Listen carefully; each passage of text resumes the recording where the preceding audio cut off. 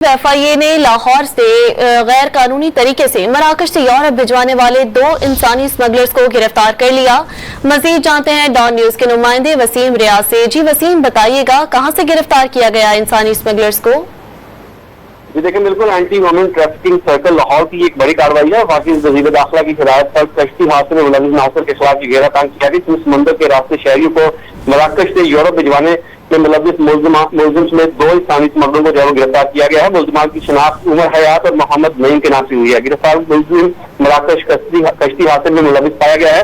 ملزم کو فیصلہ آباد اور شیخو پورہ کے علاقوں سے گرفتار کیا گیا ہے۔ ملزم عمر حیات نے شہری کو سمندر کے ذریعے یورپ بھجوانے کے نام پر 57 لاکھ روپے جو ہے وہ ہتھیائے۔ ملزم کو وزٹ ویزے پر برابر مختلف ممالک جو ہے وہ بھجوایا گیا۔ ملزم نے دیگر سازوں کے ساتھ مل کر متاثرہ غیر قانونی سمندر کے راستے ٹرین بھجوایا۔ متاثرہ شہری اس وقت جو ہے وہ ملک نہیں ہے جس سے رابطہ کیا جا رہا ہے، جبکہ ملزم محمد نعیم نے سعودی عرب ملازمت کے جھانسا دے کر شہری سے 21 لاکھ روپے جو ہے وہ بٹورے۔ ان کو گرفتار کر کے مزید کارروائی کی جا رہی ہے۔ اگر ان کے ساتھ دیگر افراد بھی ملوث ہوئے تو ان کو بھی FIA گرفتار کرے گی اور قانونی کارروائی عمل میں لائی جائے گی۔ وسیم، تفصیلات آپ نے شیئر کی، شکریہ۔